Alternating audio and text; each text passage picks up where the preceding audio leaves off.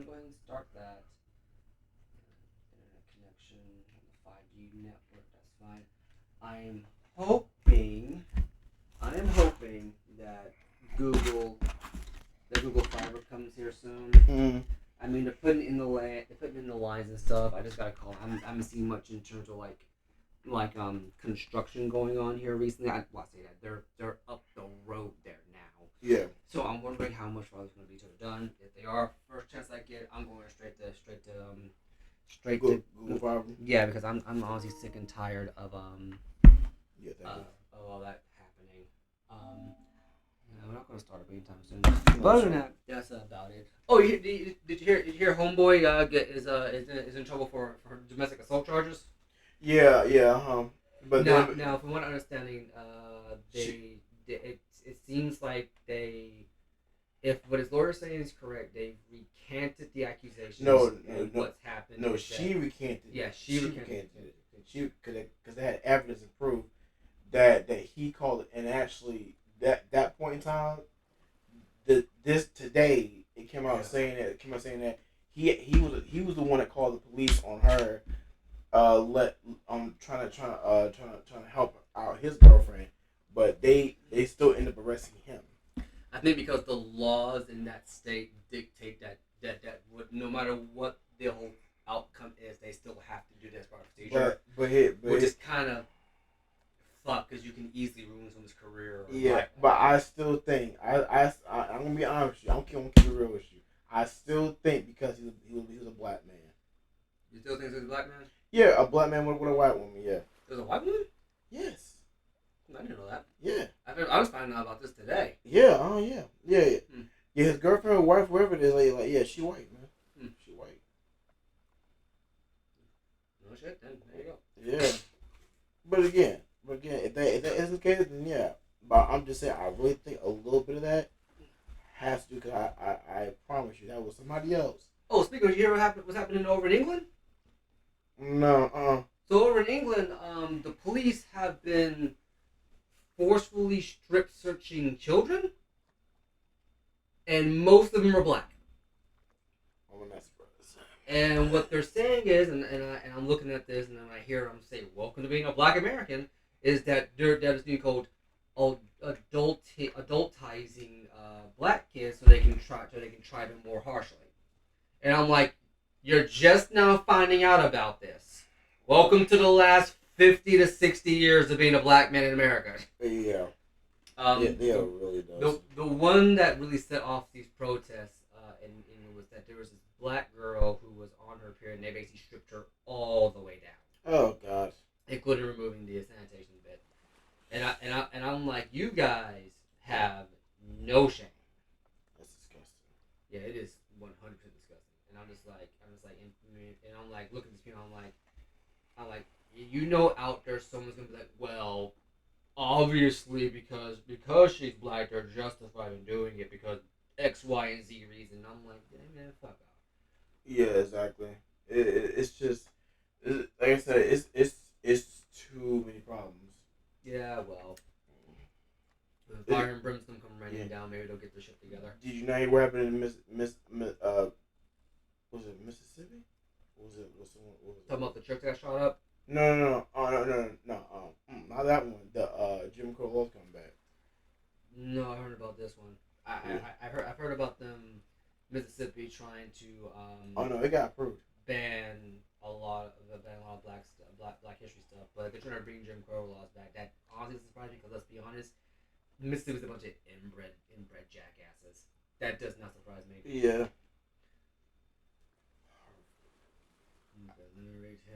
I can get that game for $18. Perfect. Holy shit.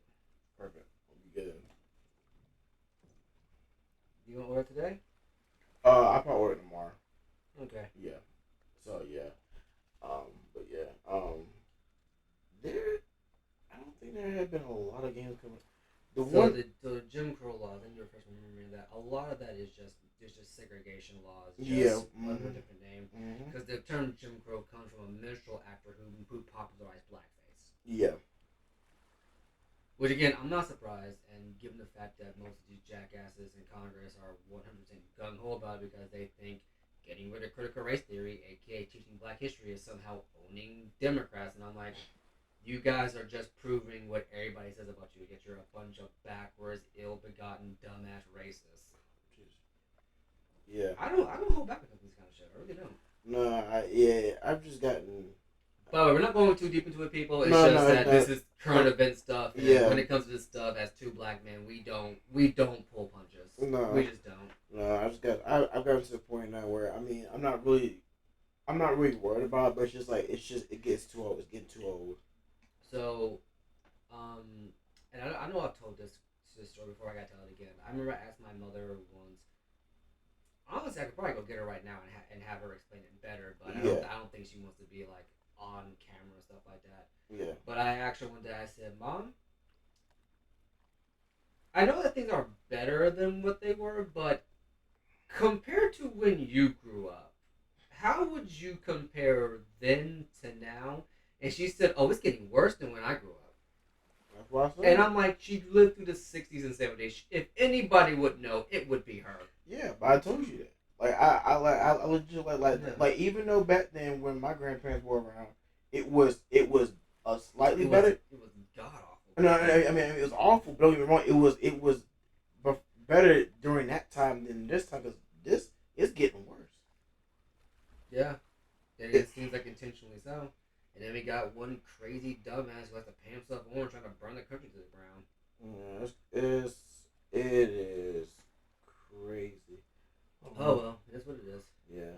So that one. So I'm just trying to see the list. All right, so that's $18.99. Perfect. Yeah, we'll get it together at some point. I feel like every now and again we just have to go through the crazy. Yeah. Because it's like again, it's like this is nothing new. This has always been around. It's just that for the last 40-ish years, these idiots were pretty good at hiding it. Yeah. Then it just got to a point where it's like something snapped and they felt more emboldened to come out. Yeah. But because they're all a bunch of inbred idiots, they had no idea how to actually be subtle about it. So now it's out in the open. Everybody's like, "Oh, back it up a bit, man." You know, and that's just kind of how it is. Yeah. But honestly, I'm just laughing at it. I really am. Yeah, I am too. Because I was thinking about it the other day, and I'm like these people. Because you really sit down and think about it, right? When it comes to people like me and you, black people, Asian people, Latino people, gay people, trans people, when it comes to a lot of us, we just kind of go about our lives. We do. And not really think about it. But these dumbasses are so insecure in themselves that people they've never met before live rent-free in their head just because it annoys them that they exist. Yeah. Think about that. Yeah. We can just go about doing our own shit, not give these people a second thought. Yeah. But because of who these people are and because of this complex they have about the way people look, way people act, or whatever you want to call it, they just can't live a happy life in their own home. Yeah, but you see why I always tell people like, and you heard me say it many times, I really don't care. And it's not me being mean. It's just what's the point of me me caring like that's y'all's do whatever y'all want to. Yeah. I don't care. I don't care. It doesn't bother me. I'm trying to live my life as an adult. Which honestly, to be frank with you, might be the most infuriating thing you can tell someone like that. Oh no, every time I tell somebody that, they get mad every time. I'm like, why am I supposed to care? What am I gonna get paid to care? I'm being legit serious. I wasn't being a dick when I said I was like, am I gonna get paid to care? No. If it's not gonna help me pay my bills or it's not gonna pay my rent, why should I care? Look, I'm almost 30 years old, people. I'm sorry. I am 30 years old. I'm 30 years old. Kind of weird to say, huh? Yeah, it really is. Like, it really is. It's like the moment that 9 ticks back over to 0. Yeah. It's something about that. I would tell anybody in your early 20s, enjoy life. And at least to some degree, know what you want to do. Because I'll say this, and this is the honest truth, I feel being 30 years old it is a eye opener, and it's opened my eyes to a point where it's like I don't want to waste time on anything, and I don't want to live in regret. I don't want to waste any of my time doing something that I am not passionate about doing. It's funny because my mom always said, actually, no, this is something that I think my grandmother always said. Yeah. I never heard her say it. She just told it a lot to her kids. Yeah. When you turn 30, a light bulb's supposed to go off in your head. Yeah. And that light bulb don't go off, there's something wrong with you. Yeah. That light bulb went off for me when I was like 18. Yeah. I just learn very fast. As far as your advice of like, to some degree know what you want to do, if I may kind of add on to that for a split second. Yeah, that's fine. When people say that, it doesn't mean have your life figured out. No. I'm not saying that. Just don't. What I think a lot of people don't hit on, and this is where I think we go wrong. Because I remember last week when we were doing Hogwarts Legacy, I was talking about our education system. Yeah. This is where I think we go wrong with our education system. We spend too much time trying to tell kids to have themselves figured out by X, Y, and Z age. Yeah. Or telling them that, hey, everything's going to be fine and dandy, you're going to be able to do whatever. I don't know if you remember. I remember being told that when you get out of high school, you're going to have a job and everything like that. No, I remember being told that, and I think, honestly, now, I can't put the blame on them, but I feel like to a certain degree, that's what made me the way I am now, as far as, like, me worrying about, okay, I'm almost 30 years old, I haven't done anything. Because again, it was based on a false presumption that everything was going to be correct, as good as it was. Because again, we were all riding off the idea that it's still like the golden age of America. With like we're coming off of World War II and everything's like, but it's like World War II's been over for like 40, 50 years at this point, going on 60 years. Yeah, and in the interim time, things have been gone straight to shit. Let's be honest here. Yeah. If I may kind of add something to you into that, we live in a day and age where anyone can be successful overnight.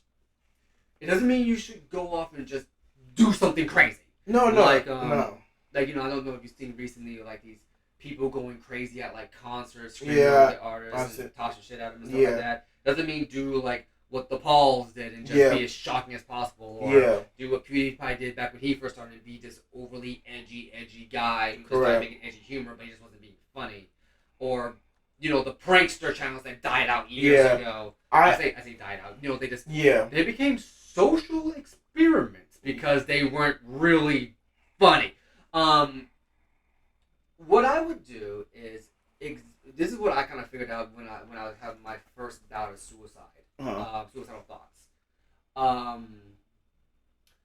Look at what you do in your spare time. Yeah. But what I realized I did, this was before this happened. I would casually write. If I have that notebook around here somewhere, I want to say I do. I have like this spiral ring notebook where I would write fan fictions inside of. Yeah. And I have like a few started. I don't know where it is. I wouldn't mind finding it and see where I was at when I first started. But at the same time, that was kind of an offshoot of something I did back when I was 6 or 7. I would just make up stories in my head. Yeah. Had the same character in my head and hit from 6 to 7. I've been working on it for like 22 years. No, I should know what the fucking character's about by now. If I don't, then I need to rethink my life. Yeah. But in my spare time, I would just make up stories. Make up stories. Look at what you do in your spare time. Even if you're just, game in your spare time, or just go online and do 360 no-scopes or glitches or just boundary breakers, stuff like that. Really think about what you do in your spare time, and then think about how it is you could turn into like a side hustle. I wouldn't say try to make it like your main job. No. I would say turn it into a side hustle. A side hustle is something you do for the fun of it. If it makes money, it makes money. If it doesn't make money, hey, at least you're just doing something, Yeah. And then just have that as something you could do, and then while you're doing it and you are kind of working your way at it, you'll eventually kind of figure out where it is you want to go, how it is you want to do things, and you'll be surprised at how at how quickly you figured out your skill set. Because I figured out what I kind of wanted to do. Basically, my senior year of high school, and I've been working on it intermittently, um, as years go on. Unfortunately, I fell into the trap of, um, I need to get myself stable and do all this, and it all kind of fell by the wayside now. And now I'm kind of playing catch up, trying to get back to some of my old stuff and doing new stuff at the same time. Yeah. So it's better to kind of establish like a hobby you do on the side. Yeah, I was going that to you say can do consistently. Yeah, I was going to say it because like my idea for a side hustle is not that. I'm saying for me, a side hustle is where I just make money and don't really fully like care about it. I'm just gonna make money. Whereas a passion is something like what I'm doing now with you. I see this as a passion thing, not a hobby. A hobby is something that in my mind, I'm saying from my mind, Yeah. it's something that is something that you're not gonna take seriously. You don't want to move forward with it. Whereas passion, you put your blood, sweat, and tears in it. That's how I see it. I know what I can agree with that. I can agree with that. But the reason I can see where you're coming from with that. Yeah. In my mind, the two are basically the same thing. Uh huh. And I wonder if that's just kind of like how each of us kind of like grew up, like what our family environment was. Yeah. I was gonna say no. I was gonna say I really believe it's dependent. Sorry, it's depending on the family environment. Because fun fact, I actually asked my mom this question. My mom was really good at doing hair. Yeah. And I said, well, Mom, why don't you just open up a hair salon? Yeah. And I asked her this in front of two of my aunts, both of her older sisters. Excuse me. And they said, well, Bradley, the difference is what your mother is doing is just something she does from time to time. Okay. To actually do it as a job is something else entirely. Yeah. But the reason why I asked her that question because I remember I heard a while ago. It's like if you make money doing a hobby, you'll never work again in your life. Yeah. I don't know if you ever heard that. Have you ever heard that? No. So for me, it was different. Okay. The way I was told in my family was, if you're passionate about something, the money will come in after. So in your family, it's passion first, and then whatever happens after that happens after. Correct. Yeah. Okay. No, I can respect that. I can respect that. It just not hit me. We're playing Last of Us Part 2. Okay. Yeah, I know. Yeah. Okay. So for those of you who weren't here last week, Yeah. I had a bit of a moment with this game. Oh, I wouldn't say a moment, but like about 5 or 10 minute rant on that one. I haven't had. So to give y'all context, and spoiler too. So I haven't had. If you're coming in for session 2 of Last of Part 2, at that point you can go fuck yourself. Yeah. Yeah. So Joel fucking dies 2 hours into this game. We were on session 2. We were 2 hours into this game. Yes. I'm not the biggest Last of Us fan. As a matter of fact, at the end of Part 1, I had a bit of a moment, but it wasn't a bad moment. Not yet. Not gonna be this one. Because at the bare minimum, Last of Us Part 1 was the very least. Even though I had issues with the through line and the follow up to a lot of it, it wasn't a bad. Oh, she looks very upset. It wasn't a bad time. Like I feel like this, right? If we ever sat down and did Last of Us again, and I was one to have to play one of them, Part 1 I could play no problem. Part 2 right now has basically told me no. But the last time I had, and here's the thing, I'm not a big Last of Us fan. I can admire what it does. As a matter of fact, it's a very well crafted series. Like you're not gonna get me to say no to that. Like it looks very well. It looks visually very well. It looks visually very good. Acting's actually really good. Like really good. Motion capture, very good as well. I couldn't get to the horses. No. Go ahead. Keep talking. But number 2, so far has not sold me. And Last of Us Part 1 ended the way it was like number 2 really had to start off strong to get me to get me to go for it, and it started off strong in the wrong way possible. Yeah. But so to give y'all kind of an idea of how upset I was at this, it's not the most upset I've been at a story. You go.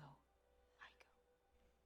So the last time I got this upset, well, I say this, the last time I got upset at a story was The Last Jedi. To give you an idea of how upset I was at The Last Jedi, I went to see the opening night because I was actually legit excited for it. I was legit excited for it. I was like, oh yeah, this looks like they're going to be following the theming and tone of the Sith Wars in Knights of the Republic 2. I got in there and it was more like Lego Star Wars, and I'm like, this is not what I signed up for. And it wasn't even like good Lego Star Wars. It was like Lego Star Wars written by Michael Bay. As a matter of fact, I firmly will say this, and I guarantee you're not gonna agree with me on this one, but I would 100% say Rian Johnson is a worse director than Michael Bay. Wait, who? Rian Johnson. Oh yeah. No, I agree with that. No, I agree with that. I directed Last Jedi. They actually left a lot of fire for Joel. Mm-hmm. Okay, so this at least shows you the respect member of the community. I like that at the very least. But anyway, going from there. I was so upset with Last Jedi that I was legitimately pissed at that movie for 3 years. Damn. Like I was like that movie came out and I said I'm not watching Solo and I'm not watching 9. I'm just not. Hey. What do you need? I can go get it. I want to do it. Okay. So what's Ellie actually going to get in Joel's place? Come on. Oh, you gotta feel bad for Tommy because Tommy lost his niece and his older brother. Like that's Yeah. gotta stink. Yeah. And from Tommy's point of view, he lost his older brother after he just got done reconciling with him. Like yeah.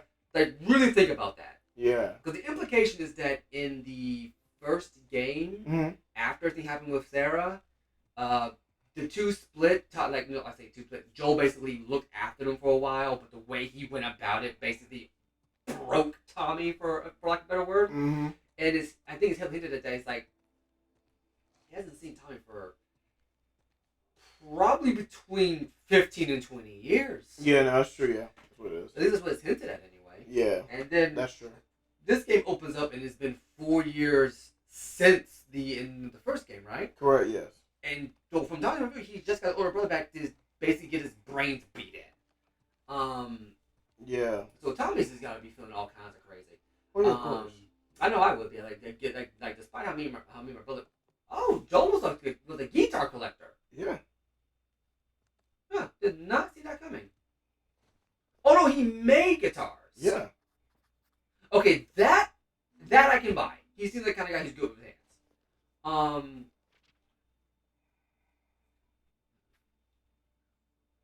the promises at sundown. I meant to let the rest. Oh, all the promises. Okay. Is this like a thing that we have to collect, or is No, this just... no, it's just like no, it's just notes that she writes and everything. Oh, so, okay. Yeah, so I'm guessing like each time she's with somebody, you'll see her start writing. But like if you want to read what she's writing, you can go back into the notes and everything. Okay, so it's basically like it basically just a side story. Yeah. Oh, that's a drop. Yeah. Like that. Okay. Mm-hmm. Not a bad detail, but I'm not seeing where it's relevant. Maybe later. What we talking about? Like for like As far as like for Ellie's character, it's like a fun detail, sure. Yeah. And I can see it being like her inner thoughts. Oh, okay, okay. Like for instance, like, when we get around to doing Metroid Prime, 1, 2, and 3. I want to say they continue to do 3. So Samus is considered one of like the first ladies of gaming. Yeah. And she's one of the badasses of badasses.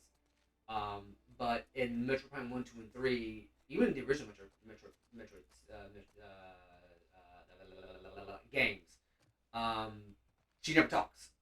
There's the stories in the manuals. Metroid Prime, you have to go through and actually like scan things, and it's heavily implied that a lot of the scans you find are her. Oh, okay, that's not a bad moment. But it's heavily implied that a lot of her scan logs are her inner thoughts, Yeah. and it gives you more insight into her character while she's on a mission. Where am I getting at again? Oh, yeah, no, yeah. About the rant. Yeah. So anyway, rant. I was pissed off at Last Jedi for like 3 years. I got drugged to see episode 9. I actually because me and my brother had a tradition we would go see Star Wars movies. We need to get Joel's watch. The watch that Sarah gave Joel, and it's kind of fitting that Ellie ends up the watch. Um, and I'll comment on that in a second here. But yeah, I was like, I didn't watch Solo. I ended up watching it later, and I'm not gonna say how I watched it, but I ended up watching it later. Revolver, Joel's Revolver. And then episode 9, I told my brother, I said, I'm not watching 9. I'm not watching it. Like the moment they revealed the Emperor laughing inside the trailer, I'm like, oh no, this is gonna suck. And while episode 9 was a vastly better movie than 8, it was still a terrible movie. But I give it credit because 8 left it with nothing to pick up from. And it did it intentionally, so everybody's like, oh, it's so brave. It did the thing, and now like all the stuff that needed to be answered got answered, and anything I got that didn't answer, it just left to the wayside. And I'm like, okay, all you hipster storytelling jackasses, you don't know what the fuck you're talking about. What stories does 9 have left to tell? And they couldn't give you a goddamn answer. Oh, there's Mary? Maria, yeah. So, a little bit of girl talk here. So yeah, Maria, I was. I'm headed to Seattle. I wish I could let it go, but I can't. I have to bring these people to justice. Ellie's gonna try to come after me, but stop her. Take her guns, lock up the horses, maybe lock her up. Buy me some time so I can end this. Oh, Tommy went on ahead about her. Yeah. Tommy. Yeah, I would say there's no way Tommy's gonna just. He's gonna No. get himself killed. He should have taken me with him. You should have given us a group to go after those fuckers. I wish I could. You gonna try to lock me up? I'd prefer that you stay. That's not gonna fucking I'd happen. prefer that you stay, but I know you better. You going with her? Yeah. So you're just gonna sneak out of here? Yeah. On foot? Yeah.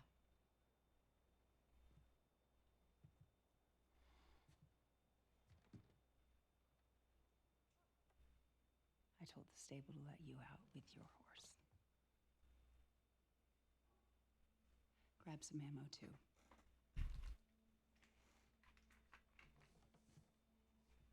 Thank you, Maria.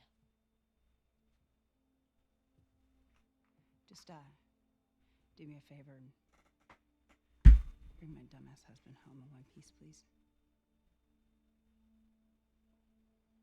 Of course.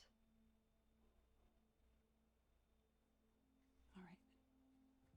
Get going, you're losing light.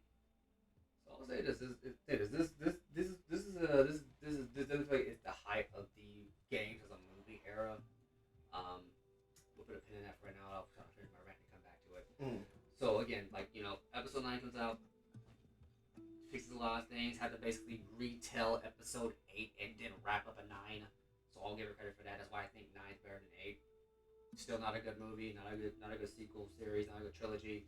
Just falls flat and all that stuff. But yeah, long story short, I didn't want to see it. I got drugged to see it, and I was sitting there the entire time like this.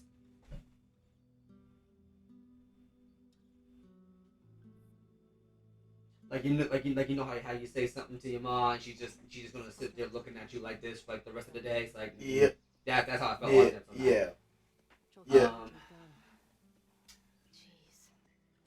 Were you scared? Well, I didn't even think. I just ran in there, grabbed his gun, and shot the guy in the face. Oh yeah, she's talking about 14. Yeah, the time in the hotel. Yeah, in the hotel. Yeah, it was again a pretty good moment. You know. Infected? No. Fully conscious, non-fungal person. 10? Wow. What happened? Guy was coming at my mom. I stabbed him. Shit. You got me beat. Yeah, I'm a real badass. So how lost are we? Not. Uh-huh. Hey, have a little faith. What You know, about so those rent crazy over. cannibals Yeah, so- you and Joel ran into? So basically, They came after so you basically, and summarize said everything he just said. these I was dogs getting ready to say something, and he just basically just said, "No, Didn't no, seem like this is you bad writing. The dialogue between this is very bad. So right now, I get what you're saying, but right now, I don't want to hear. It. Yeah. I don't want to hear. It. Yeah. Now that. I had a very visceral reaction to that. Yeah, and then he literally like 5 seconds, like within that rant, he was like, "Oh my god, okay. Give me a second. Okay, that was too harsh. Yeah. That was too harsh. Like he had, it was almost like somebody blacked out, and they had to take a second to really like calm down for a second. Close. So, oh my god. Start keeping an eye out. Yeah. Got it. Like we both have our own little quirks when it comes to storytelling. When it comes to the art of creating a narrative experience. Yeah. And I believe we've at least once during the Prince of Persia series I was we wrong. had a couple moments Turns with you. out you do know. This was the one for me. And I'm gonna be honest with you right now. And honestly, I don't know if it's just because we're still so fresh in the story, or maybe because I subconsciously, whatever bias I have, has written off The game. the game already, which honestly is not fair of me to do. I mean, But but right now the writing I still feel is, and this needs to even like a narrative thing. It's just the person writing I feel is worse than the first game. yeah, like see, I'm gonna be honest with you. I'll tell you what it is. You're just so stuck on the narrative, like you grew up around narrative. Yeah. Like you just can't see anything else. Like big what I mean, guys. Like it's like he's a diehard narrative geek. Like so, and nothing wrong with that. Yeah. Well, that's If There's something. So nothing that- wrong with someone liking character stuff. There's Yeah. nothing wrong with that. We Yeah. each have our own personal preferences. Yeah. Keep going, Liz. Yeah, if something, don't matter how little it is, if it does not live up to the hype of his narrative, he's gonna look at and say, nope, it ain't good. But he will give his reason why he feel like it's not good. Yeah. But it's gonna be every time. I promise you, it's gonna say, nope, not gonna be good. I promise you. And again, it's not rude. Now, again, I'm not mad with that. Again, like I said, that's his opinion. But again, he grew up around the narrative. It's like with Think about when people don't like watching those cliche dumb funny movies like what's that movie that came out recently? Cocaine Bear. I love that movie. Right, there was a movie called Cocaine Bear. Yeah. Wasn't there? Yeah, a lot of people Why did they call it Cocaine Bear? Oh, the bear actually ate cocaine. Yeah, at least it's not false advertising. Yeah. Okay. So like a lot so it was very divided. So a lot of people did like it, and a lot of people didn't. Really? But basically what I'm saying is it was a dark comedy B movie. It wasn't the Yeah. best movie, but I was able to cut off my mind with a switch and say, you know what? It's not to be taken seriously, but it is funny as hell. A dark comedy B movie. Yes. That has potential to go horrifically awry. No, it was actually really good. It was really good. I watched it twice. Okay. Here's how I put it. Right. Uh-huh. So you watched it twice. Okay. Again, nothing wrong with that. Yeah. There are, and here's why I say that. Right. Because and I'll have to circle back around in a second here, but there's nothing wrong with watching movies like that, about having a preference like that, or being able to kind of shut your brain off and enjoy it. Like I'm a massive Gundam fan. All right, Gundam is a series about giant mechs beating up other giant mechs, but it's actually a whole allegory as an anti-war message. Yeah. Then there's Mobile Fighter G Gundam, which is a very divisive Gundam series among the Gundam community, at least the most recent one. And here's the reason why, because it is basically Gundam wrestling. Oh, geez. Like Gundam Pro Wrestling, But in my opinion, it's still. In my opinion, I think it still holds to the core values of Gundam's original Cordyceps has taken over victims' motor functions, fast and agile. Stage 1 infected usually travel in packs. Do not let them swarm you. Infected stage 2 uses an environment to hide and ambush victims. Will frequently flank and attack from behind. Approach with caution and check your surroundings. 3. Completely blind. Acute hearing uses echolocation to seek out prey. Keep your distance. Stage 3 infected are known for their ferocious attacks and are extremely lethal. And 4. Rare but dangerous evolution of stage 3 infected. Incredibly strong and capable of throwing acidic projectiles. Do not engage unless absolutely necessary. Okay, so we're getting to. Okay, so it's kind of like. It's basically explaining. Yeah. If you're jumping in from at part 2, it's explaining what you can expect from the infection. So that's not bad. That's not bad. What's he in that now? But yeah, no, got most energy Gundam. Yeah. The G stands for God, by the way, and again, you'll understand why if when we ever watch Mobile Fighter. Holding cells. But it has some Souls very and iffy things that would be considered culturally sensitive nowadays. I'm more than willing to overlook today. Just because of nostalgia reasons. But yeah, no, there are moments that I can fully understand why people would not like Mobile Fighter. A lot of them don't consider like true to the core essence of Gundam. But I would say otherwise. At the same time, I can also see it as just a fun, dumb show. Yeah. So I think the same thing kind of goes for you and Cocaine Bear. Yeah. Whatever its issue is with the audience that saw it, for a reason it is divisive. For you, it doesn't really matter because it does something well enough to keep you interested. Right? Yeah. It's like when I saw it, I knew this movie was not to be meant to be taken seriously. But my thing is, I don't know if it's true or not. I'm just saying, if people thought going into this movie, you thought it was gonna be serious, you are. The title is called Cocaine Bear. I'm just saying, if any one of y'all thought that movie was gonna be a serious film, y'all really dumb as hell. Because I knew hearing the two words, cocaine and bear, it was not gonna be serious. So I turned my brain off. I was like, okay, you know what? Just go ahead and enjoy the shit. Yeah. And I did. And I laughed my ass off. I did. Oh my God, this is way too high. It's not that high, actually. See, see, that's that white people shit. Actually, no, that's a theater shit. Because I used to have to back in theater, we actually had a. I went to UNC Greensboro. Yeah, I know that is. Uh-huh. And we had a theater. We had three theaters. There was ACOG, which I think they changed because they turned out that the guy that named that was a neo-Nazi. There was Taylor and Brown. Okay. Brown was a black box theater. Taylor was meant to be the new theater, and they had basically built it and they were almost done with it. Before they finished it, the school cut funding to the building. Jesus. So basically we have this giant catwalk with to hang the lights and stuff. And I've been on the catwalk. Yeah. But because they cut the funding, they basically cut the building off. Yeah. So you have to crawl along the catwalk. Yeah. Suspended about a little bit higher than that, actually. Yeah. And you have to basically crawl over and under these fiberglass pipes and stuff. Yeah.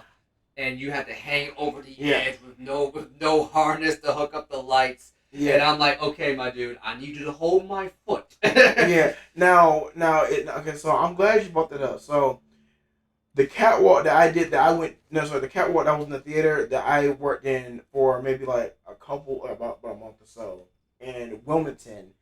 It wasn't like yours, but it was still high enough to where like it was high. But I was so comfortable with it. I love being up there. So yeah, I do agree that it was about the same height as this. So yeah. I agree. Yeah. It wasn't. Yeah, it's not really that high. The most uncomfortable part about that building was that sometimes the work had me stop right in front of the air vent, like this massive rectangular thing. Yeah. And they would have the heat going, and I'd just be sitting here, always suspended above these lights that the Lecos, the source force, the Lecos, those kind of things. Yeah. And these are lights, if you know anything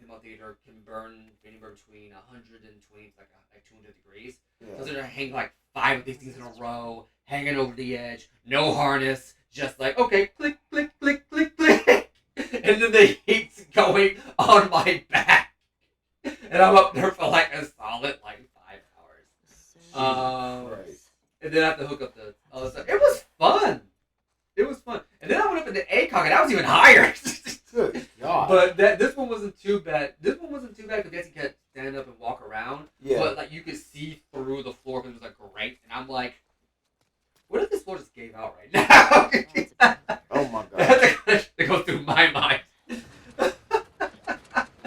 But anyway, going back to it, yeah, cocaine, beer, and whatnot. Like it's kind of in the title what you expect for it. Yeah. I don't know what you can get. I don't know why they would do a dark B comedy. If anything, I think they should at the very least have a little bit more technical expertise to pull that off. Well, maybe I'm saying dark comedy because it does have a moment where like it will make you laugh and is some gore stuff in there. So I'm just like, okay, this is dark and this is comedy. So I'm just considering it a dark comedy.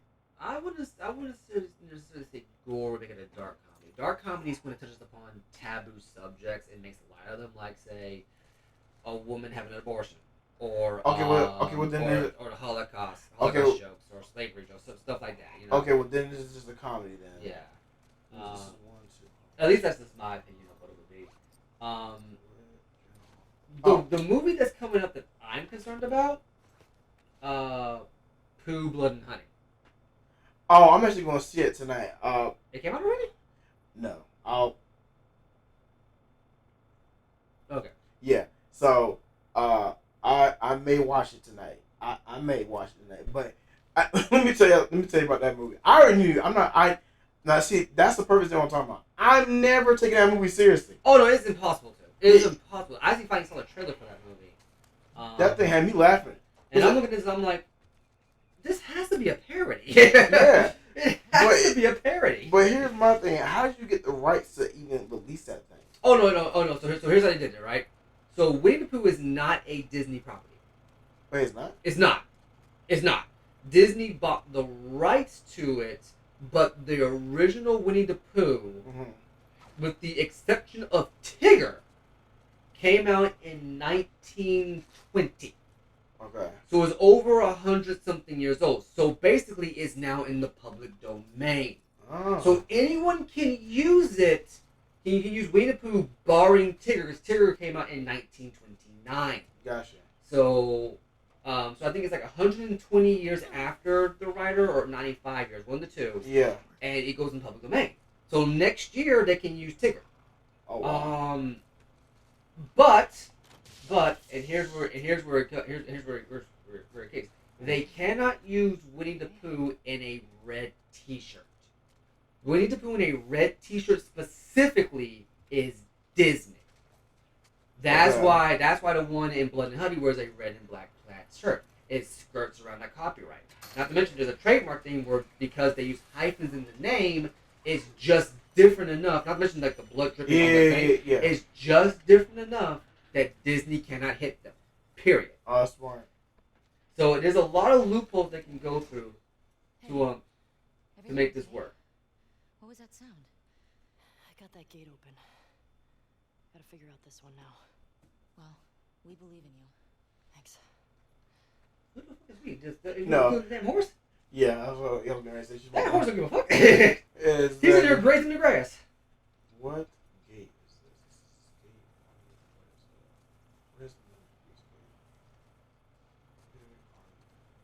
But yeah, that's how they skirt around it. Okay, gotcha. Technically speaking, and this is what Disney's doing now, because now Disney has effectively kind of pissed off half of the American political system, so they can no longer like lobby to extend the deadlines and stuff like that, extend the statute of limitations, extend what would put things in public domain. Yeah. So technically speaking,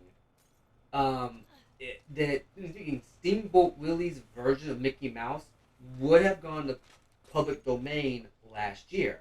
But here's where they get you. They went in and reanimated those opening seconds for Steamboat Willie. So the original black and white Mickey Mouse has now been renewed in a different way, and it's been trademarked, and it's been used as their logo. So now you can't use it. Wow. there are the legal system for copyright and trademark are two things. It's very tricky. I recommend looking up film theory. Matt Pat from Game Theory. No, I know him. Yeah. Yeah, he did a film theory on it this past weekend. That explains it a little bit better. Again, don't use it as like actual like legal advice. Oh yeah, no, yeah. But it gives a decent enough rough breakdown. This is from my understanding of copyright and whatnot.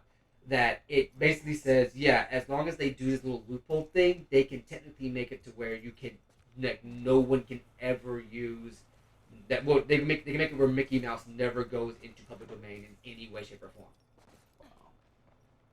Yeah, so that's a thing. Oh, that's interesting.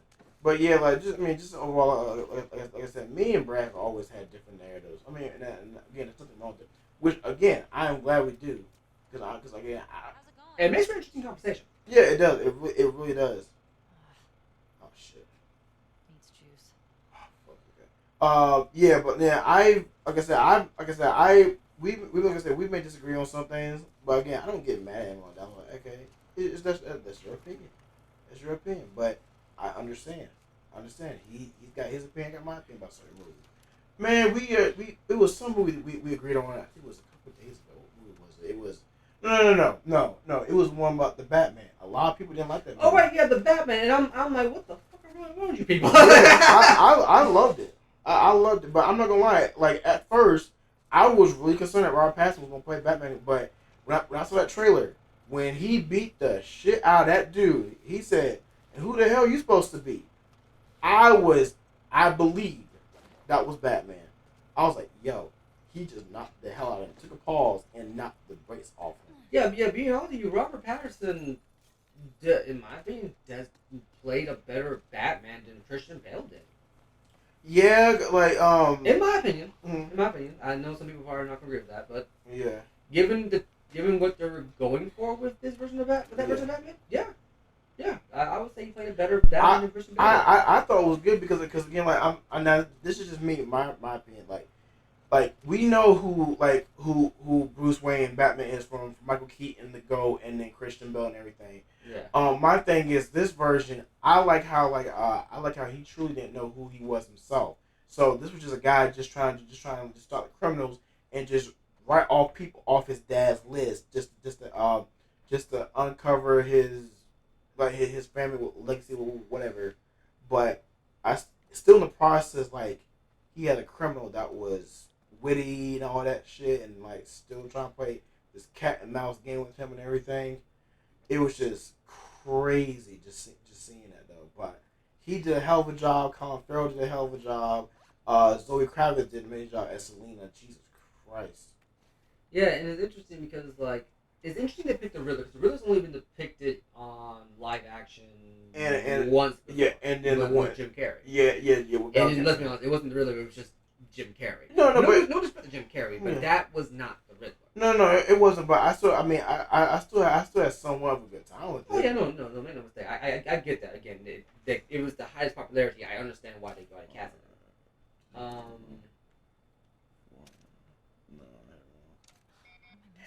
Because it's interesting because What gate is this? because the Riddler is in the Is this gate? What? I want to say 80, 90 years that Batman's been has been in the zeitgeist. I think Riddler's only the second person to actually figure out who Batman is. Yeah. The first one was Bane, Hey, Ellie? which people completely forget that Bane is actually stupid smart. Like Bane is one of Batman's smartest villains. There's a computer in there asking for a code, but I don't know. Wait. The paper I just picked up. See if there's codes on it. Yeah. Glad I could help. No, I got that, Dina. I just need to know what gate this is. Is it not like on? Well, I'm guessing if this is a gate, it should be a big ass number up here. But there's Maybe it's faded. No, I mean that's what I would think. I would think maybe if it's a number, they usually kind of spray paint on. So it could be faded, or it could be. Let me see. Hold on. I know it's not 121 because I already checked that. Wait. Seattle. OZ Z? main gate. Okay, so let me go back. QZ main gate. Oh, QZ. Okay, thank you. So that's main gate. Oh, main gate 0512. 0512. Alright. Wow, that threw me off. Yeah, no, and again, I like that they used the environmental design and said, Yeah. okay, here's a paper. Now go admire the texture we spent God knows how many hours working on. Yeah, exactly. So yeah. I'll give them that. It's like we put work into this. You're going to admire it. God damn it. Admire the textures. Yes. But yeah, like I said, but damn. But yeah, this is what I appreciate about bro. Like I said, I don't like people that agree. Yes, oh yeah, it's all good. Yeah, I agree. I don't go that yes, all that crap. I don't like it. When X prefers you look him dead in the eye and go, "Fuck you, motherfucker!" Yeah, no, I am being legit serious. I prefer that. Your opinions are shit. They're fucking shit.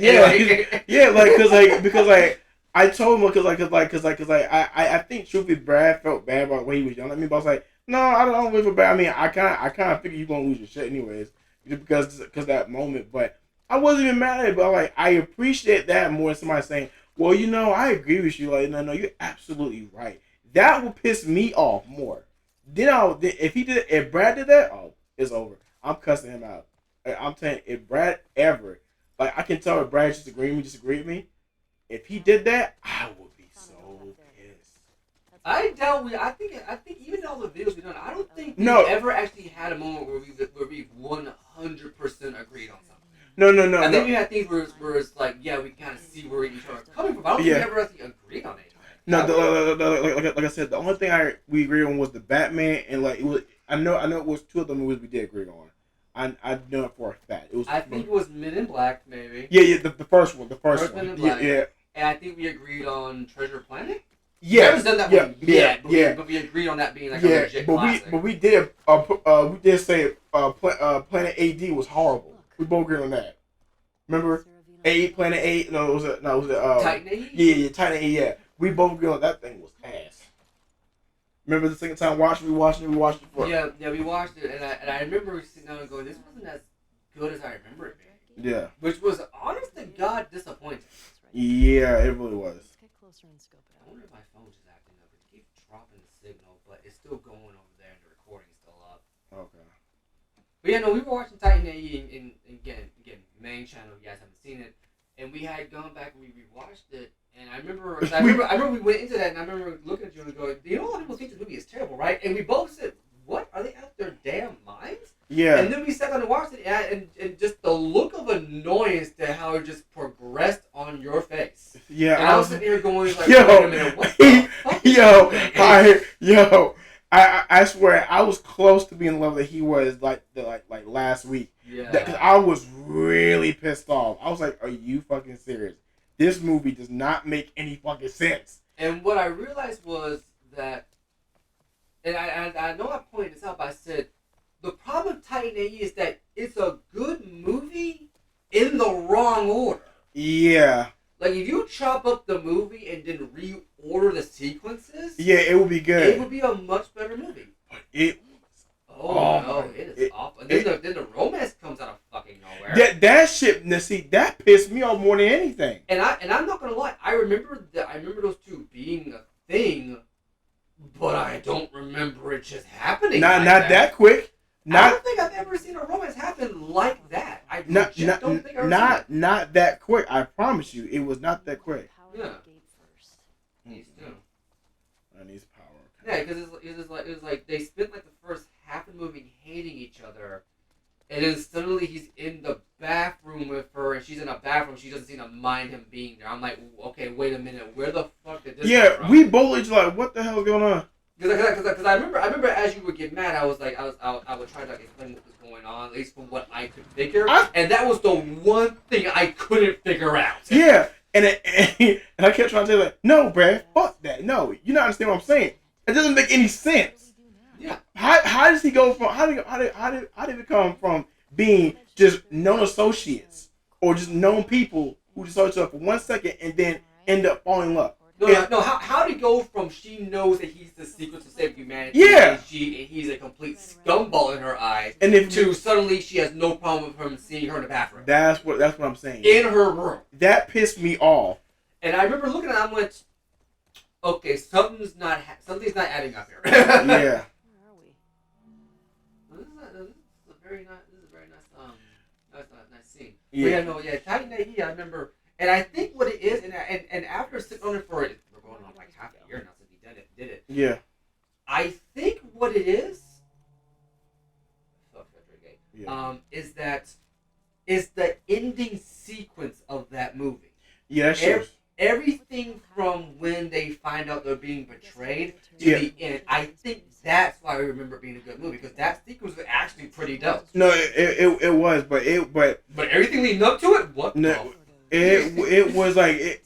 So, if y'all saw the last stream for last week, when Brad said it went too fast, that's how Titan AE was. Like it happened way too fast. Like it came out of nowhere.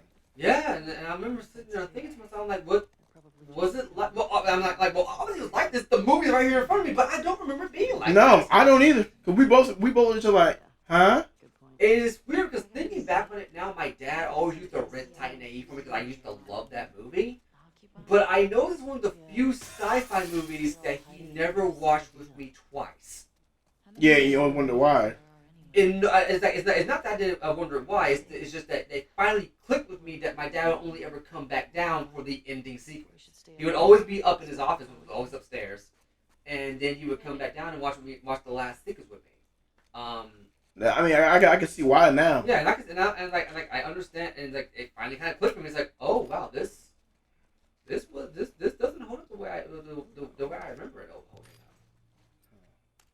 And again, and I think my final conclusion was, I would probably watch it again, but it won't be for a couple of years. Yeah, no. He said that. I literally said he said no, never no, again. never. And again, I can't disagree with that. I really can't. Nah, I couldn't. I was like, Brad. I'm like, no. There was a time I'm not even joking. I think I almost fell asleep. No, I actually did fall asleep for a couple seconds. I was like, Brad, no, this thing's ass, bro. Yeah. What the hell happened? And I'm gonna be honest with you, even me saying like I would probably watch it again, it won't be a couple of years. When I say a couple of years, I probably won't watch it again until I'm like maybe 45. Yeah, that's more than a couple of years. I looked at Brad. No, I was not being firm, bro. I looked at him crazy. Like, are you serious? Are you joking? Yeah. And like he said to me, no, I'm being legit serious. Like if I had a couple of years, I probably was like, bro, I'm never watching this shit again. This shit was ass. And then we watched the Men in Black. We were like, oh, this was much better. the nostalgia that we had years ago is still there. Like even if you watch it again today, it still holds up. And what really gets me is that, and it kind of shows like how my thought process kind of changed as I was young. Because I went with Men in Black 1 and I went with Men in Black 2. Yeah. Men in Black 2 kind of had the same issue that Titan AE had for me, but it's still kind of a fun-ish movie. You know, yeah. Third one pissed me the hell off. Oh yeah, no. That one Wait. pissed me I'm the sorry. hell off. Did we watch that one? Yes, we did. Oh wait, no, that's right. Yeah. So we did, so and I was not happy. because I actually told Brad before we watched all three. I think it was after we had done watching the first one. You said, "Oh, Yeah. you're not gonna like the third one." Yeah, no, yeah, because I told him because I told now he didn't even know this. I said, Brad, there's 4. He's like, what? There's 4. I said, yeah, it's 4. He thought I was joking. I had to show him just the poster. He's like, oh my fucking god. And I completely forgot there was a 4th one. Yeah. So because I remember correctly, it's with Chris Hemsworth. yeah. Unfortunately, if anybody hasn't heard, apparently he has Alzheimer's. Yeah. Which that took me by complete fucking surprise. Yeah, I heard on the news. Yeah. And then it was a homegirl who played Valkyrie, I think. Tessa Thompson. Tessa Thompson, yeah. And apparently, what it was is that they wanted to do a buddy cop Yeah. thing, or at least I hate that shit. Well, Man. I say buddy cop. I think what it was is that the two had such fantastic chemistry on Yeah. set that they wanted to do a movie with the two. I'm like, okay, not a bad premise. And they brought back Men in Black. I'm like, I'm a little bit more hesitant, but you know, it could work. Yeah. And that's because my nostalgia for 1 and 2 was so strong. Because I remember 1 being fantastic. And then 2, I remember having fun with it. And then we watched it, and I'm like, what? Yeah. And then the third one happened, I'm like, okay, back it up again. Yeah, we actually know. Could we actually now? I will admit this. We have not watched the fourth one yet. Yeah, about the fourth one. I think that was mostly my doing. I said, look, after the third one, I need a break from this. Oh yeah, no, we did. Yeah, actually, that was it because like we both like that third one was just shit. Cause now I said again, I was like, Brad, you're not gonna love this because I hated it. And like it wasn't even entertaining. And then the villain in there was trash. I'm boyish. How did he say it again? Boris the animal. Yeah, I'm boyish the animals. Stop touching it. Me and Brad were laughing our asses off. And the weird thing is, right? Halfway through the second movie, I pitched a completely different trilogy. Yeah. And I was like, if I could redo this, trilogy, I would basically have it progress into a progressively darker comedy. Yeah. Where like the third movie is basically the thing, and it would because like I would have you right the second movie villainess is the third movie villain, and you know it again you can go look up our commentary on it on the main channel. I go into a little bit more detail there, but I can't remember it now. But needless to say, what will happen a lot of times is that I don't believe in. Damn. Yeah. I don't believe in just critiquing something and then just leaving it there. I believe in actually offering points of improvement, trying to say where things are. Because there's one thing to critique, so there's another thing to say or at least show where the potential could be. Because a lot of people just kind of end it at this movie's ass. We usually give a reason why we hate it or do love it, do hate it. Like again, like Titan AE. Again, you hated Titan AE, but at the very least, you were willing to at least admit that if they put the sequels in a different order, yeah, it would be a lot better. Yeah, it would be a lot better. Yes, it is. Shit. You are out of ammo. Yep.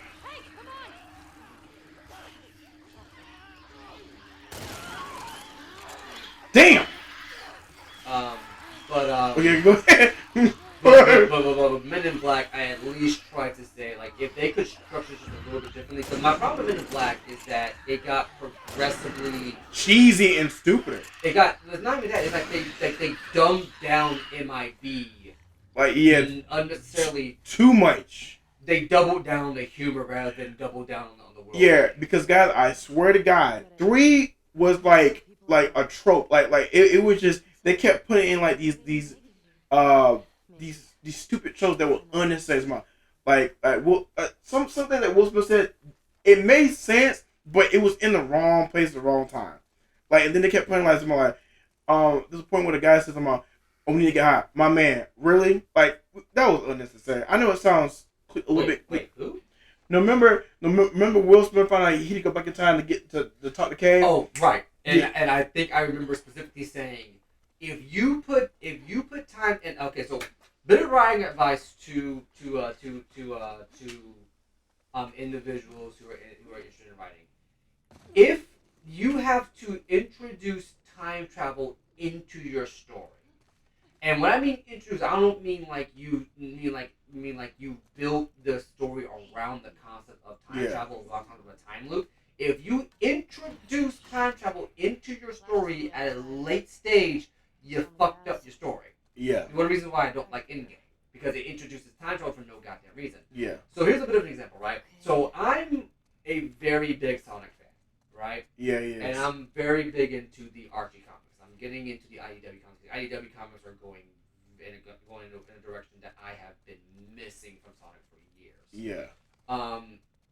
Back in the day, I wrote my own Sonic story that was basically designed to retell the events of like the series, but the idea was that it was focused around this weird ass time loop. I might pick the story back up later. I really don't fucking know. Yeah. But the thing is that I built the story around the time loop, and I only used it sparingly. Like I didn't want like the entire story to be. Language. How so, It's empty. I didn't want the story to be Now what? reliant to having an idea of time travel slash changing timelines and stuff like that. I want it to be like a subtle thing where it's like, if you're a fan, you'll notice certain things that happen out of order, certain changes are different here. Yeah. And if you're not a fan, you won't notice it's happening until when it's pointed out. But that's the thing. Like I went into that story with the idea that yes, I'm going to have this be a big reveal later. Yeah. So. With Men in Black 3, it felt like they introduced it just because. Yeah. And that's the danger with time travel. Time travel can easily screw your story over. Yes. It can easily be used as a crutch, as a catch-all, as a solve-all, as a... It immediately undercuts tension. You know what I'm saying? Yeah. And then you have to give like this weird convoluted way that it works. You have to introduce how it works, that kind of thing, right? Like, again, going back to the Sonic story. Because they've introduced the idea of the Chaos Emeralds in early games. That's what I know. And as the series has progressed, they've introduced the idea that the Chaos Emeralds warp time and space. That's introduced as early as the second 3D game. As a matter of fact, when we get around to Sonic Adventure 2, I'll explain it more then. But they've explained that if you understand what you're doing with a Chaos Emerald, you could potentially go back in time. Which is the crux of 2006, the Sonic 2006. They don't use it very often. It's only used in that game. But they do play the idea that you can basically slow time down or teleport between space, that kind of thing. So the idea was to take that basic concept and put it to its logical extreme. It's hard to explain. 'Cause I haven't thought about that story in years. Yeah. But again, the idea is that it's based around that. I had that going in from the get-go. So every decision I made, I had to decide when this would come up, how it would come up, and how to best convey that to the audience. Let's take Endgame, for example. They basically wanted to have a greatest hits. That's all the time heist was in Endgame. A greatest hits of the last... Private Miller. We got fresh intel that the active WLF hideout was ringing fifth. Grab any available soldiers in your sector and head to the hideout ASAP. Execute any suspects, secure the location, and await my arrival. Sergeant Ward. WLF? Yeah. But did I miss something here? WLF, I think it's like the Wolf, this is a whole nother group. So remember how the first one they had like different groups and everything? That they never focused on, so I didn't give a fuck about them? Yeah. Okay. Well, so I know the Firefly, Scavengers, and the Fedra, but... Yeah, so the WLF was not in the first one there, but what they're saying is like there's more groups out here that they didn't explore in the first one. So I mean, I can give that, but I can give it that. But here's the thing: because they did such a piss poor job explaining the groups in the first game, I already know that I'm not going to care about this group in this game. yeah, That's just me. That's me. They might change my mind. Yeah. But so far they've not proved to me otherwise. Yeah. I'm stupid. Okay. But yeah, all in-game time heist was just playing the greatest hits from the first decade. Right? Yeah. That one was a decade, or Yeah. was it a decade and a half? No, decade and a half. Decade and a half of the MCU. Yeah. And again, that's fine. But if I wanted to watch those movies again, I'd go watch those movies again. Yeah, I'd rather watch Infinity War than watch in game. Tell you the truth. Like I still think the entire second act was wasted on time. No, it was because now I had disagreed with him originally, but when he had explained to me during our little podcast moment, I was like, you know what, that does make sense. Yeah. And I was like, and actually, after that, and I think when I actually no, we haven't gone back and watched it, but just I remember the scenes. I'm like, no, he's right. It actually did do that. Yeah, I was it- like, oh my god, it was so like it dragged on way too long, way too long. and we're gonna have a discussion about narrative versus character driven storytelling because in game is actually, I would argue, a prime example of what I'm talking about when I say that narrative storytelling can easily be screwed up. Same thing with character driven actually. Again, my brain's kind of fried right now, so I can't really explain it the best. But Yeah, the best way I can put it is because they had this entire long years worth of storytelling to develop. We basically got this long bit of character-driven storytelling. Like in the MCU, excuse me, was very character-driven. Surprisingly, it's very character-driven, but each movie was narrative-driven, yeah, and that's why I kind of prefer narrative-driven because if you do your narrative-driven moments right, it gives you time to breathe from character-driven moments because character moments can be very intense. They can be very emotionally intense, yeah, and that's the beauty of it. Whereas narrative-driven is more action intense. That makes any sense? Yeah. It's designed to excite you. It's designed to shake up your mind. It's designed to basically engage your mental process. You know what I'm saying? Whereas the character is more designed to engage your emotional process. But if done right, you can have both. In game, in game was very much like in my opinion, it was a narrative driven movie. yeah, But as we've hammered away time and time again, if something happens and it has to bring the narrative to a screeching halt to happen, you didn't need to do it. yeah, And the entire second act of Endgame brought the narrative of Endgame to a screeching halt. Like the only good moment in there was between the Hulk and the Sorcerer Supreme. That was the only moment I legitimately enjoyed. yeah, Because it served to further narrative. Like everything else felt like it was there because it had to have a moment where the Ant-Man section of the MCU and the Guardians of the MCU had a moment to shine. And since I never watched Ant-Man and I didn't give a fuck to continue watching Guardians as the first movie, it just dragged for me. yeah, And again, it's not because it's like oh you're a serious person who can't stand comedy.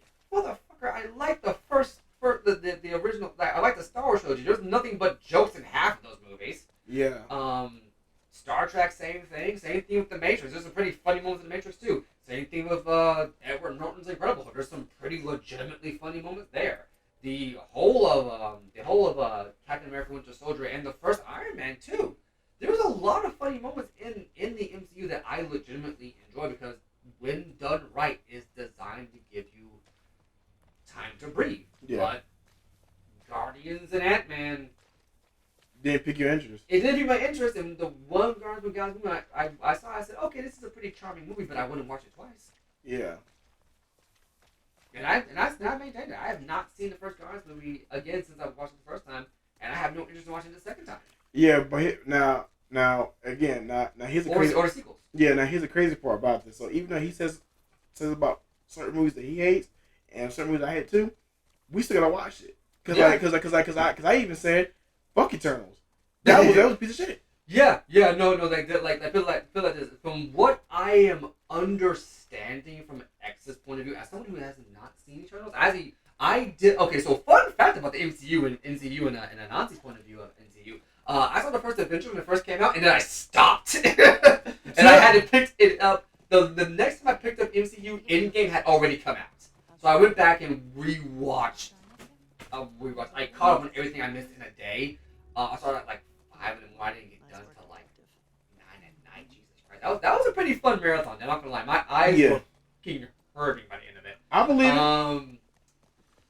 And yeah, no, it was pretty fun to sit down and watch through all of them. But I haven't watched anything since then. I haven't watched anything since Endgame. But from my understanding of X's feelings on Eternals as someone who has not seen Eternals. I don't know what Eternals entails.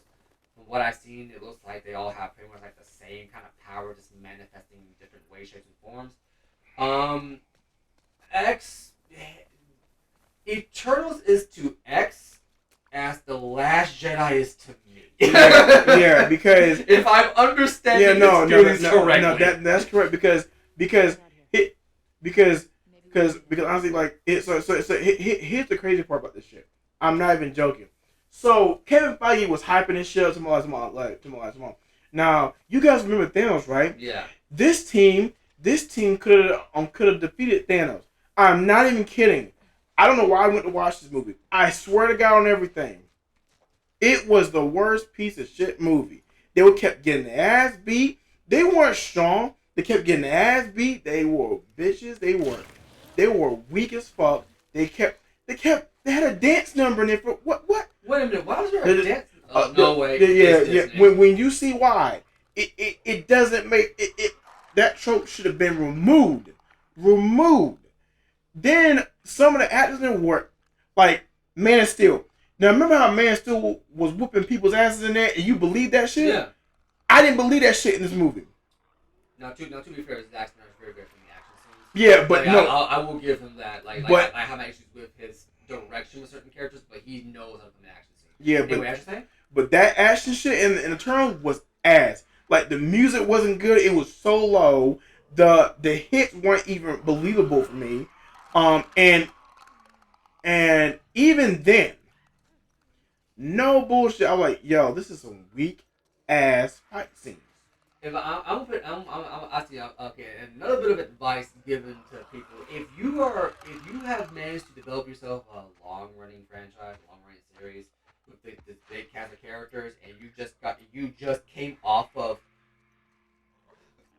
arguably hyping up one of your big bads of an entire series, like legit hyping him up. Like, let's be honest, Thanos got hyped up for a solid decade. When he came out, he lived up to the hype. You know, let's be honest. Thanos lived up to the hype, even though in terms of in terms of Marvel canon, that was just like D tier.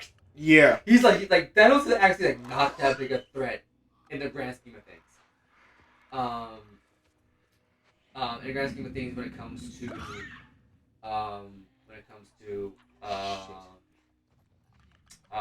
the Marvel villains,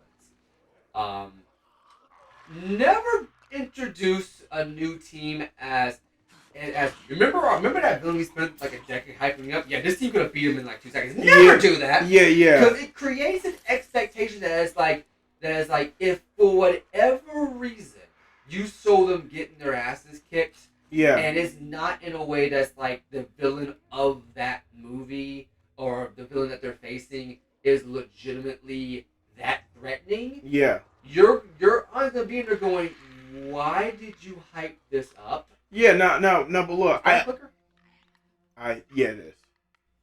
Yeah, I was trying to make sure it wasn't a run because even with the lights on, the runners can see it. Yeah.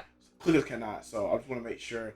But yeah, so another example, like he said, Morbius, piece of shit movie. Oh my god, Jared Leto did his thing. I'll give him credit for that. But that movie overall, trash. Kevin, stop hyping shit that and I hate when he said, oh, this movie's gonna be dark. Shit. Oh fuck. Damn. Yeah. But when he legit said,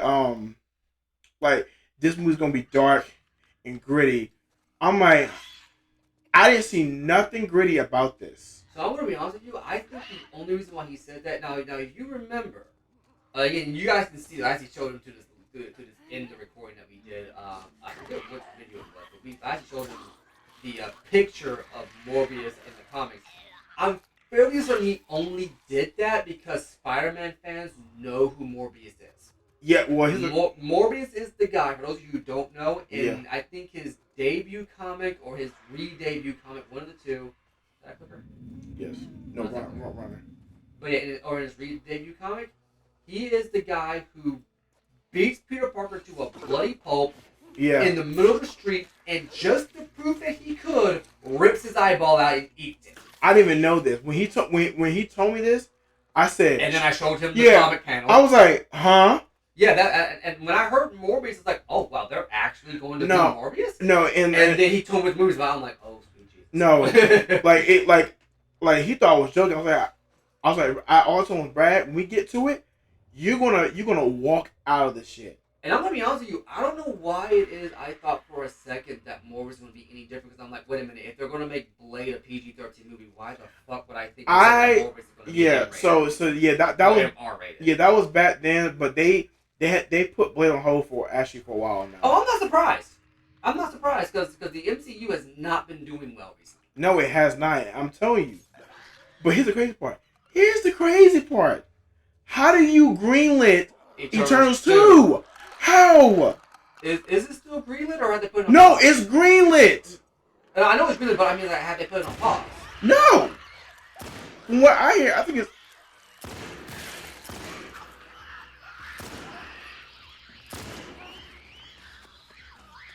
You don't know, they're good time to blow that thing's brains out. Wait. Yeah. Let me reload quick. Hold on. Yeah, I know it's greenlit. I remember I told you that. You were pissed. Yeah, I was so And angry. it's the same director, too. Yeah. Let's See- fucking get it. I forget what her name is. Yeah, I forgot her name, but here's my thing. And when I say this, I'm not being mean towards female directors. I just have with some of them, y'all have to understand when y'all don't write these certain stories for these movies, Will help. and y'all think in y'all mind this shit's gonna work. If you think you think this shit's gonna be good, don't do it. I would say think of the audience. What person's gonna watch this shit? Well, here's the thing about that, right? So let's go to She-Hulk, right? I haven't seen She-Hulk. Telling me Yeah. You like She-Hulk. Yeah, I You like She-Hulk shit. show. Oh, Here's what I found out recently. The entire writing staff that worked on She-Hulk doesn't know what She-Hulk is. Like, they never read a single comic of She-Hulk. Good Lord from home. So I'm not looking forward to that show. Oh, I know you're not. But let's rewind a little bit further here. Let's rewind back to X-Men, early 2000 X-Men. Halle Berry, Hugh Jackman, Patrick Stewart, the entire cast, Ian McKellen too. When they were working on that movie, part of their homework was to read X-Men comics. well, that's what Yeah. the note said. So it was like every actor went into that movie with at least some understanding of their character from the comics. So it Yeah. was as comic accurate as they could. So when they would make jokes about X-Men, when Wolverine goes like what maybe wear yellow spandex next, it wasn't him being mean spirited. It was Hugh Jackman knowing that that's what Wolverine wears. Yeah, exactly. So they weren't doing it as like a dig at the original X-Men. It was like, hey, we know that this is what you guys kind of want, but we're doing something a little bit different here. Yeah. It was like just letting them know, it's like we get it, we do, just bear with us for a second. You know what I'm saying? And that's the difference when you're being respectful with the jokes you crack or Yeah. with the changes you make. That's one thing. When you're doing it because you don't understand the material, you just fundamentally want to do something. Preppers, training manuals reveal upgrade, the new upgrade factors. And you're doing it because you just want to get your name out there. Yeah. You shouldn't be doing it. Now, I don't know anything about the woman who directed Eternals. I don't know if she's a fan of Eternals. I don't know if she's a fan of the comics. I don't know anything. To my understanding, most of the directors they're getting to work on Marvel now are not fans of Marvel. Like, they have not read the comics. They don't know anything about these characters. What the fuck? That's something that came out recently. I found this out Are like, you serious? about 2 or so months ago. I think ever since it was, I forget which movie it was, which movie or which show it was. One of the two. This But- might come in handy. To my understanding, a good chunk of the Marvel stuff that's come out, the new Marvel stuff that's come out, has been directed by people This guy was a Fedra commander or something. who, They were losing to the WLF and trying to escape.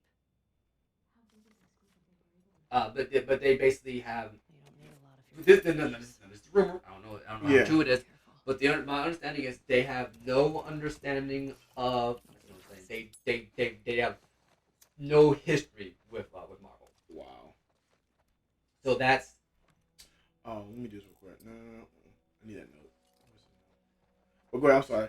yeah. But they don't have any background with it. They don't do the research with it. They just kind of go in and they're given broad strokes of the script by the studio. Yeah. Say, okay, now do your own thing, and then they do. That's what's happened with a lot of the recent MCU stuff. Well, I'm being legit serious. I'm not playing around. Put Brad on the writers team, or put both of us on the team. We'll do a better job. Shit. Oh no! If they put me on the team, the first thing I would do is okay. So here's what we're going to do. We're going to get Tom Holland back, right? And we're going to have him do an entire new trilogy of Spider-Man movies. Second after the first movie, he gets his eyeball ripped out by Morbius. Second movie, we do a tie-in with Blake. Blake is a spin-off movie. Then we have him do like a whole thing fighting a devil god thing. Yeah. If I can swing it, I'm gonna try to get Spawn in there. Then we're gonna have the third Spider-Man movie come in. We're gonna have basically Spider-Man, Spawn, and Blade try to fight Morbius and his entire vampire family. Yeah. And that would be the trilogy right there. I don't know exactly what it'd be about, but that's what I would do. Yeah. And here's the reason why I would get Spawn. You might be thinking, why Spawn? Because the guy who created Spawn is the guy who helped bring Venom to life.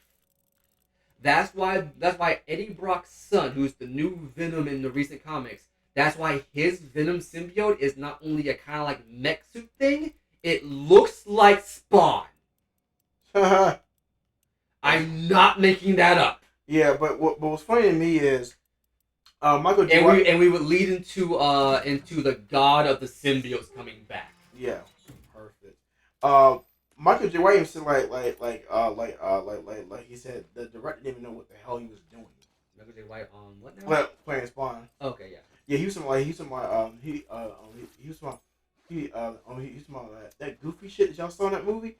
That wasn't supposed to be in it. In the original Spawn? Yes. Yeah, that explains it. Yeah. Because Spawn is Spawn is kind of Spawn is not what you call a lighthearted series. Fun fact: one of Spawn's main support characters somehow got bought out by Marvel.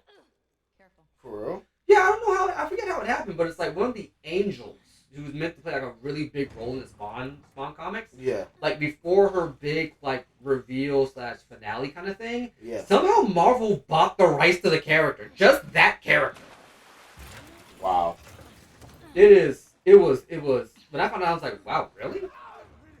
And I think she showed up in one of the Marvel movies actually. Who was it? I forget who it was. I gotta look it up again. But yeah. Clicker. Thank you. Oh, Lord have mercy. Brad, I'm trying to, man. I'm trying to. Molotov. Oh, she's dead.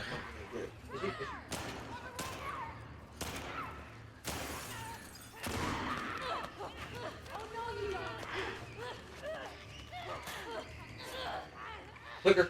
Yeah, I see you.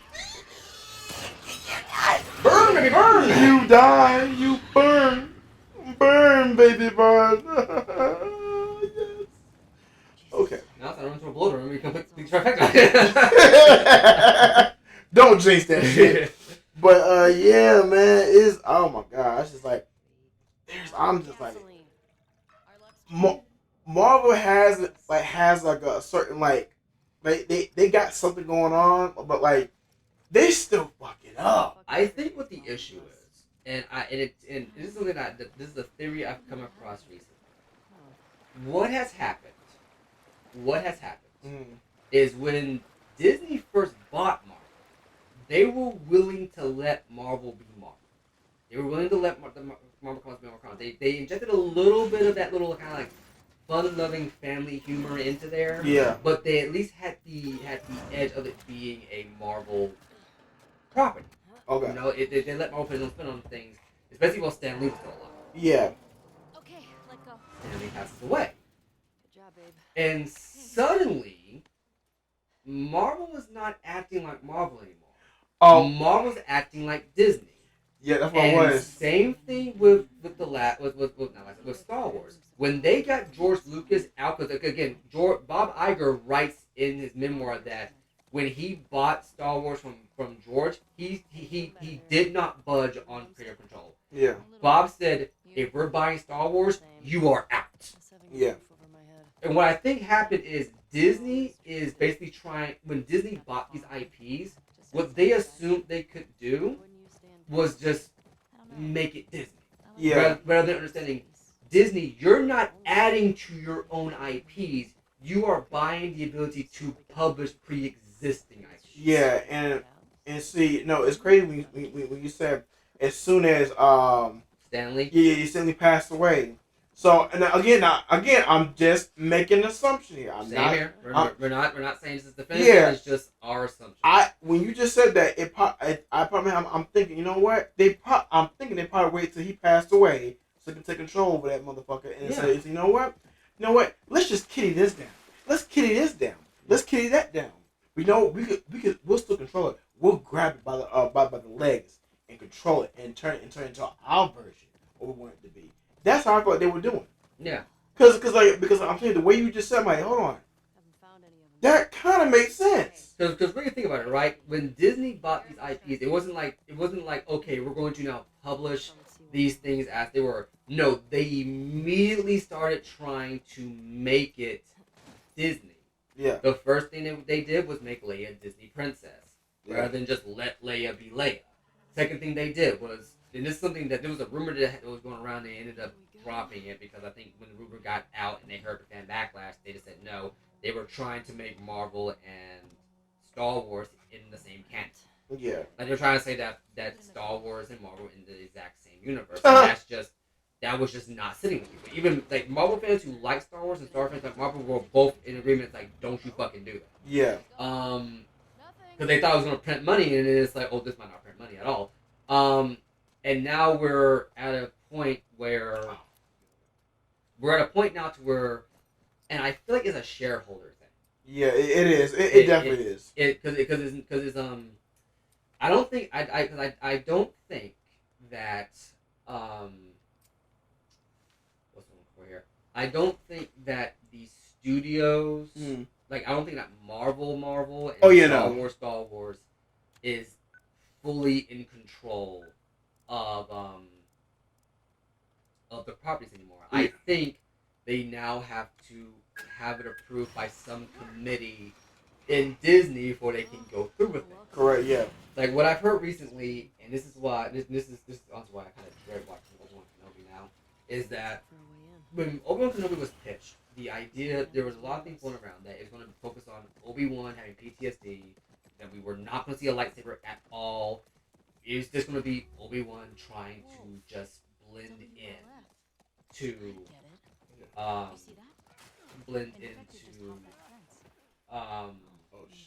into Mos Eisley.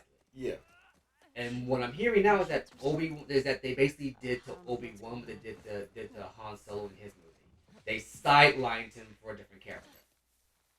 This is what I heard. And again, Obi-Wan Kenobi was meant to be a movie. Same thing with Book of Boba. But what happened was Solo bombed. I can see that. Yeah. And when Solo bombed, they immediately pulled the brakes on all of their Star Wars stories. They pulled the brakes on all of it. They wanted to see how Episode 9 was going to do. And Episode 9, again, suffered.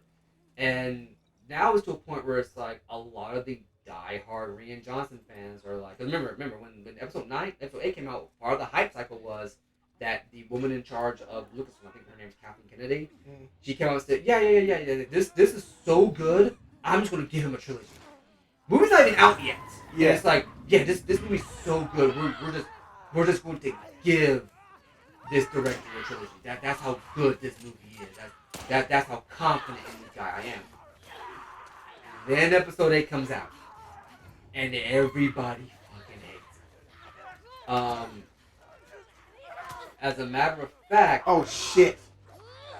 As a matter of fact, everybody hates it so much that, again, then Solo suffered, and they swapped out the director. Like, they were going to have a darker film for Solo, but then again, Kathleen Kennedy comes in and says, "No, I want it more jokey." So the two directors that are on it come say, Yeah. "Okay, we're out." And then the new guy comes in, he's like, "Well, I just gotta fix this mess with what I got, you know." Yeah. They got to go back from him, but he tried to make a movie and it wasn't good. In all respect to him, he worked with what he had. Yeah. Then it's like, what's the one here? Oh, they got totally fucked up. Ugh. And he's got one of those wolf patches. But then they got Didn't make it out with the gas after all. then they got That's good, right? Those fuckers. then they had episode 9 come out, and episode 9 just didn't perform at all. Then they'd So say, now the rumor is, and this has been years now, "It's just Rian's still like, oh, you know, I'm still gonna do the trilogy. I just haven't had time to work on it, or yada yada. He's like, he's trying to keep this idea of him doing a trilogy alive, Yeah. and it's very clear the fan base wants him nowhere near Star Wars ever again. I don't blame him.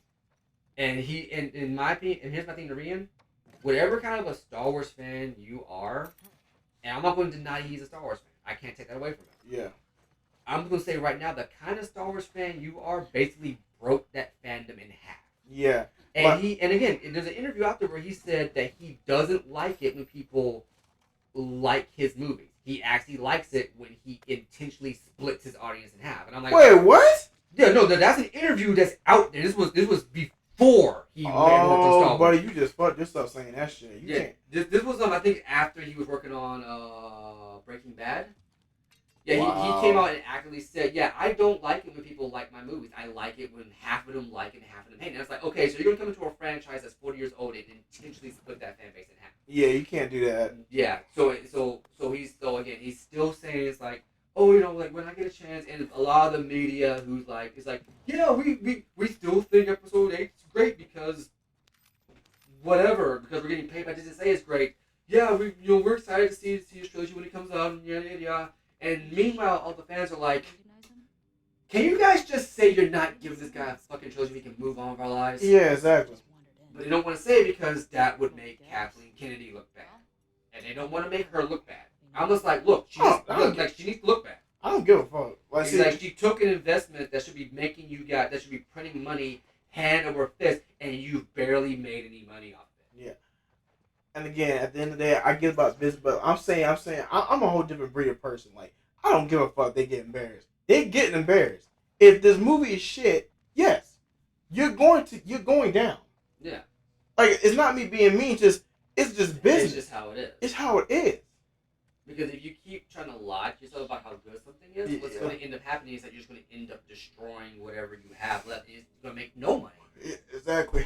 But What the fuck happened here? he got tied up.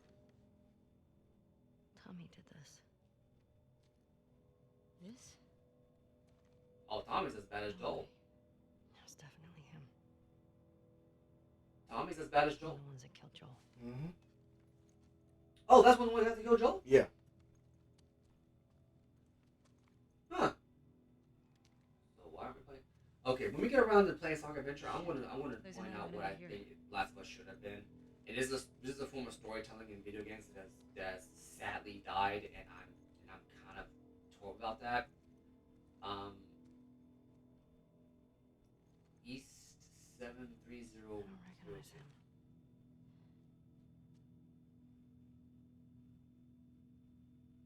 He was using them against each other. Oh. How? Joel told me about this. You ask this guy a question, but you don't make him say it. You make him write it down. Oh right. Yeah. What he did with the knife Yeah, in the mhm, first game. yeah. Telling the truth. If not, You fuck him up? yeah. Fucked up thing is that Joel didn't even want the other guy's answer. He's like, no, that's alright. I believe him. That was actually a legit scene. I'm like, Yeah. oh god, Joel, we need to calm it down. But yeah, no, and here's the thing. I don't think Rian's going to actually make his trilogy. What will probably end up happening is that it will just quietly fade away Mhm. and die. It's just Yeah. good to know. Because again, it's been at this point, it's been I think 2017, 18 when Last Jedi came out. Mm-hmm. It's been about 5-6 years now. Okay, There hasn't. They've announced another numbered Star Wars movie, but it's probably gonna get canceled too. They've announced and canceled so many Star Wars projects that it's just probably not gonna Get happen. out this way. The only thing that I hope for is that maybe the Ahsoka series will rewrite everything, because the rumor of that one was that the Ahsoka Star Wars series was going to basically go back in time and write Episode 7, basically write all of Disney stuff out of canon and reinstitute the old canon. Yeah. Which is kind of upsetting that they have to do that, because Star Wars has never needed to rely on time travel. It never has. This is the first time Star Wars has ever had time travel.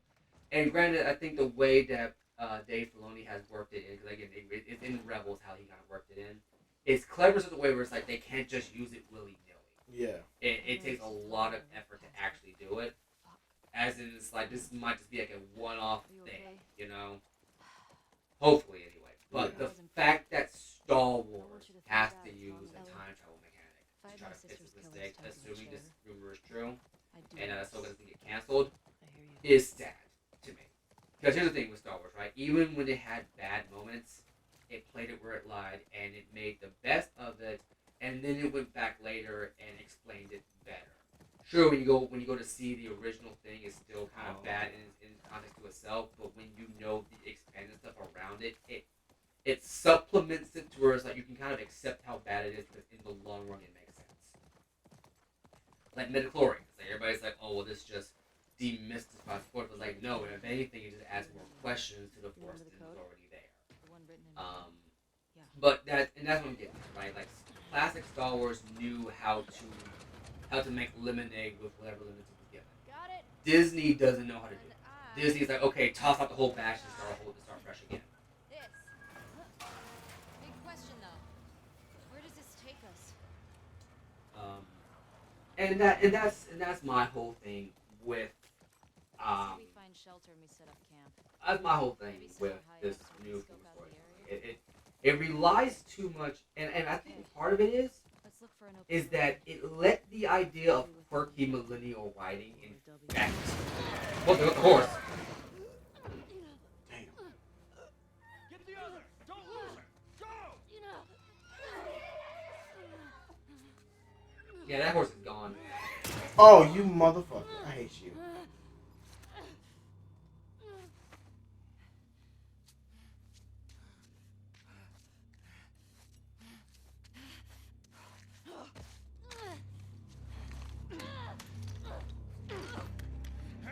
Damn! I know that has to hurt. Yeah, Oh my well, god! that's metal, not wood.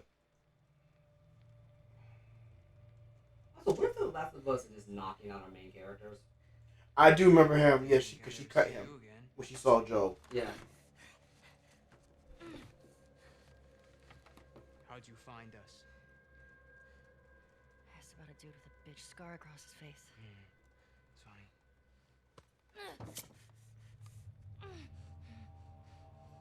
How many came with you? Just you two? You can't stop this. Jordan! You're supposed to be out looking for the other one. What the fuck is this? You know the smuggler that we killed out in Jackson? Yeah. This girl was there. What? They're coming after us. That's why Nick was fucked up like that. We gotta get her to Isaac.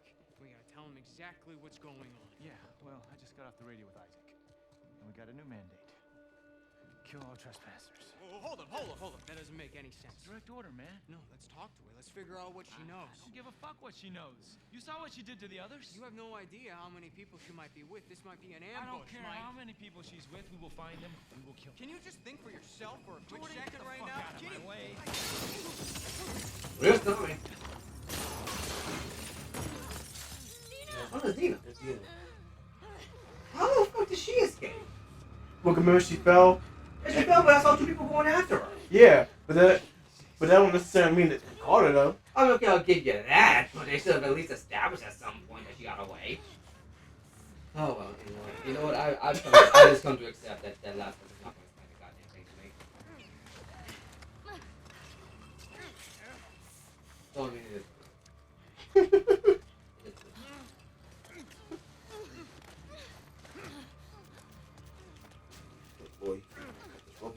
further? Any faster than me? Grab it. Kill this motherfucker. Yep, he's dead. And here's the crazy part. I don't feel sorry for him to being dead. I know. I want all these people dead. Yeah. I mentioned this in the beginning. In the first part, it's like I want them dead not because they killed Joel. I want them dead because because of what they represent for the writing. You know? Yeah. Ellie. Now, when I first played this, I wanted it because they killed Joe. I wanted them dead. She's one of them. Yeah. And again, I'm gonna be honest with you. If Was the there 50 stations on that map? if they had done what I suggested, where Joel dies at the height of the second act, this would hit a lot better for me. As of right now, I'm just glad he's gone. I don't feel satisfied. I'm just happy to see that he's dead. But at the same time, the writing here just feels contrived. Anyway. No, it's okay. I'm actually looking forward to when I do a game, and you can kind of tear into it the way I'm trying to do this one, because again, I'm sure I want to pick at least one game that we're gonna do that's just like this is like Bradley with the fucking sit through. Yeah. And I'm not gonna pick an intentionally bad one. I'm gonna pick one that I legitimately like. And I think is legitimately good. No, because and I'm hoping. yeah.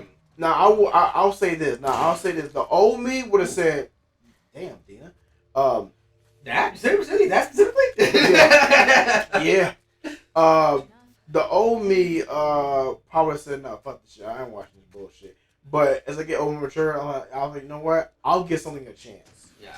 Because I'm willing to sit through it and understand and try to figure out why this game is on some level of hypeness or why people love it so much. I'm willing to give some chance. Yeah. But if I know for damn certain that something, whether it's a movie or game, is not going to do good, I'm not going to buy it. I'm interested to see how you feel about Song of Adventure. Song of Adventure is actually a very divisive game Oh, really? in the gaming sphere in general. Not even in terms of just the Sonic community, in terms of the gaming sphere in general. Damn it! Because Sonic Adventure was Sonic's first foray into 3D. Well, first, technically his third, but the second one got canceled. Yeah. That one healed.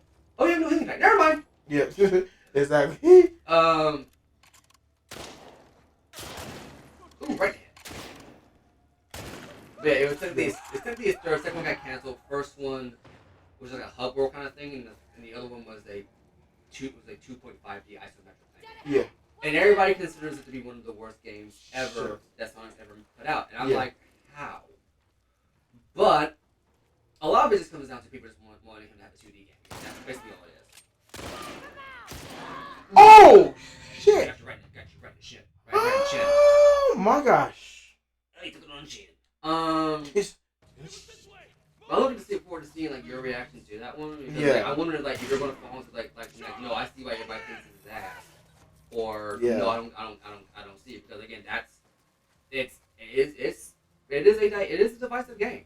It is a divisive game just in the gaming sphere in general, but a lot of it I feel like just comes from the fact that it's because he's the Mario direct competitor, and Mario 64 had come out a few years earlier and basically made 3D work. yeah. To some degree, like Mario 64 was why we have a 3D camera. It was rudimentary, it wasn't that good, but they figured out how to make it work, and we kind of improved on it there. Sonic Adventure kind of, I would say, made it work a little bit better, but we didn't really perfect it until around, like, I would say Naughty Dog's Jak and Daxter or Insomniac's Ratchet and Clank's Spyro. Yeah. So I'm interested to see your take Woo! on it. I'm interested to see your take on it. Gotcha. I'm going to reload it right now. How are you? Yeah. Uh huh. So yeah, I'm looking forward to seeing that one. Yeah. Seeing how you take that one, and then Talking Adventure 2, I'm very interested to see how you're going to do that one. 'Cause that one's even more divisive. Wait. Oh shit. Adventure 2. Oh. That one's even more divisive. Oh, bro. Yeah. And I can kind of understand why that was more divisive, to be honest with you. And the development history of that one is going to be very interesting when I tell you about it. But yeah, no. But yeah, what's it again? Which my like playing like just different games for like. Oh yeah, this is games and whatnot. And with The Last of Us, it's like I I heard about the hype, and I remember everybody saying like this is like like Game of the the year. game of the year, the game revolutionized gaming. Last of Us, To you and everything. Last of Us, taking my feelings out of it, I see why a lot of games basically ate Last of Us style for the last 7-8 years. Yeah. Like let's be honest, a lot of games that came out basically wanted to be The Last of Us. Oh yeah, of course. And I can kind of see why. You know, it basically made video games a playable movie. But in the process, I felt like it lost. I felt like gaming lost. You know, Mm-hmm. and I can't. And here's the thing. Being objective, you actually cannot blame Last of Us for it. It's like blaming Call of Duty for every game being a Call of Duty clone. No, that's not Call of Duty's fault. That is game development and game developers for basically going out of their way to try to copy the success of something else rather than doing what was done back in the day.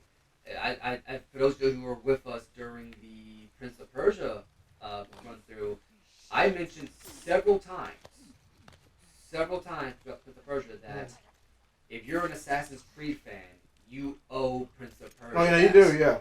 Because during the development of the two thrones, they were working on an interim game that was set to take place between the first Prince of Persia and the second Prince of Persia. And the idea was that you're going to play as one of the prince's bodyguards trying to get to him, but I forget what the exact reason was. Like, what was the exact reason why this bodyguard was so desperate to get to the prince for? But because it played nothing like Prince of Persia, because it played nothing like that game, they said, well, we can't make it a Prince of Persia game because it just isn't Prince of Persia. But we don't want to get rid of what we have, so let's just make a new game out of it. It was the same thing that happened with Devil May Cry and Resident Evil. During the development of Resident Evil 4, they actually went through about 5 different prototypes. Oh, for real? Yeah, like Resident Evil 4 had like one like they started, stopped, and restarted that entire development cycle like 5 separate times. And out of it came Devil May Cry, what is considered one of the greatest action. They call it character action, but it's basically a hack and slash. It's a combo fighter. It's basically one of the best action games ever made. It revolutionized action games for ever.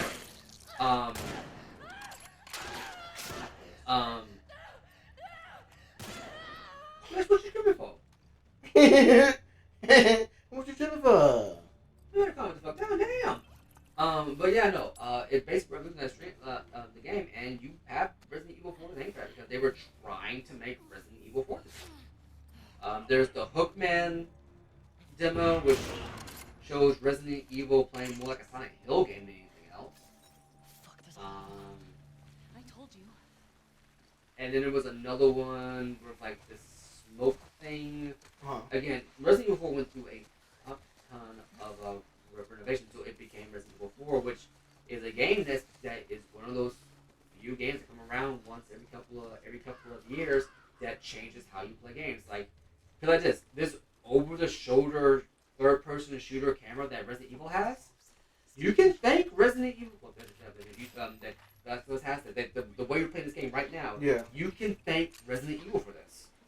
As far as I know, up until Resident Evil 4 came out, no one had thought to make a third-person shooter like this. So it's interesting. Shit. Problem? Cover this roof. Yeah, I need to back. You sure she's not on the street? Did you look? How would she get down there? I don't know. Has it been called in? Greg went out to Capitol Hill. He should be back with those guys any minute now.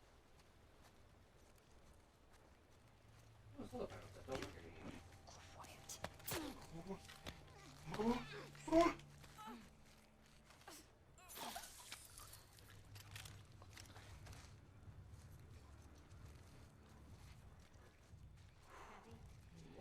Yeah, it's 2 more. No, it's not. Where are they? On the other side here. Okay. But yeah, that's what I'm always getting at. It's like there was a point in time where game developers would take chances and make something new, something different. Like again, when we get around to doing Dead Space, I'm gonna have a lot to say about the development of Dead Space as a whole. Mhm. Because I'm basically gonna try to truncate Dead Space 1, 2, and 3's history in the remake. Yeah. Because it's a very different game. It's a different game per series, and 2 being the peak of it, with 3 being much different. You know, 3 being a much different game. Yeah. She's all Yeah. Yeah. Yep.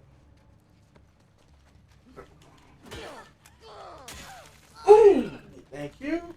Too good to go. But yeah, and then Dead Space 3 basically turned into a basic shooter, which lost all the horror in my opinion. Yeah. And then you had people. Oh wait, for real? It did? Yes. Dead Space 3 stopped being a horror game because you could basically make your own ammo and just create a gun that basically did everything you needed to do. Whereas the first game was very good about managing your ammo and knowing what type of guns to use. Like when we played the remake, Yeah. I'm saying they basically the people who made the remake were stupid big fans of the original game. Wow. And I'm looking forward to seeing how they reinterpret the game. To make it done, when I get done with Hogwarts Legacy, I'm going to be doing Dead Space. Yeah. But again, EA wanted to make a generic. They basically wanted to make Call of Duty in Dead Space. That's basically the best way to put it. Yeah. And it lost a lot of the horror elements to it. And it just it lost its identity. And that's what I'm thinking we're seeing more nowadays, where developers are starting to move a little bit more away from homogenizing game design and making everything kind of be the same. So that's one of the reasons why I wasn't interested in the God of War remake, because I played the original God of War. I played the original trilogy. I didn't play the handhelds. I saw the handhelds in action. So one of them in action. But I played the original trilogy, where it was this over-the-top gore fest, but everyone dumbed it down to being like this dumb, angry man smash thing, when that was really not it. It was kind of a parody of Greek mythology. Yeah. A parody that understood what Greek mythology was. But the God of War remakes basically just came out and is just Norse Last of Us. Yeah. That's what it came out as. And the actor who plays Kratos, who I believe played a character on Gloves, one of the first things he said was, it was that the God of War script was a movie script. It wasn't a game, it was a movie script. I'm like, okay, that's all well and dandy. Oh shit, the fucking dogs. Fuck I gotta pop him in the head. it. Exactly. If you play Call of Duty, you know what I'm talking about. But again, it's like it lost its identity and just became another story-driven game, and it's just like it looks nice. And I've seen the story of the first God of War remake, of the God of War reboot. Yeah. It's a good story. I'm not gonna act like it's not. It's a good story, but as I said 1,000 times, it's not a good God of War game. And that's just me. That's just me. Yeah. I'm not gonna take it away if you like it, and I can see how people will like it. But it just I didn't see the need of making it God of War. Yeah. If that makes any sense. Yeah, you wanted to be called. You wanted to be named something else because you felt the old versions of God of War were a better franchise. Yes. We need to get to the street. If they were going to do that story, I have no problem with that story being a thing. They want to do a Norse story about this individual who's been through a lot and trying to make up for his sins past. Sure. The thing is, Kratos did that at the end of 3. And to some extent, he kind of did it in. That's the whole point of 3. Yeah. This new one, I can understand why, but I didn't like the gameplay. Yeah. I didn't like the gameplay. If they kept that story and made the gameplay more or less like She's one of them. Well, fuck her then. Read the letter. and they made it play like the original God of War, I actually would be perfectly fine with it. Isaac's got us. I'd be 100% fine with the game, actually. At the TV station. But they went Stars out of the way to area. mix up Here's Last something of I Us, wanna do over. and Leah. what feels like Dark Souls. I'm like, no. Yeah. TV station. You think she's still there? I gotta find out, right? So, I'm gonna spy stop out at these this tall cutscene. buildings. Okay. That way. Okay, And let's go get Leah. I want to summarize real quick. Yeah, sure. So for y'all who didn't understand while we were talking and everything, basically what's going on is Tommy went ahead and left without Ellie and Dina to go ahead and kill these motherfuckers that was responsible for Joel's death.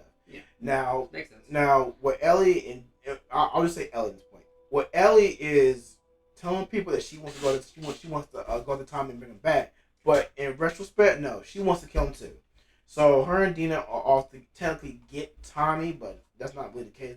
Ellie wants to kill all of them responsible for killing Joel. Ellie has ulterior motives. Yeah, so right now I think we're getting close to killing more of Abby's people and Isaac's people. So Isaac, from what I listened to so far in here, Isaac is the leader of the WLF. Okay. So in that moment with Abby, they are still all part of the WLF, but they went off on a separate journey to kill Joel. But from what I listened to everything, Isaac did lead them. No, Isaac did let them go ahead and get the job done. But after that, they went back to WLF. So right now, Ellie is about to kill all Abby's people one by one. So this should be interesting. We'll see.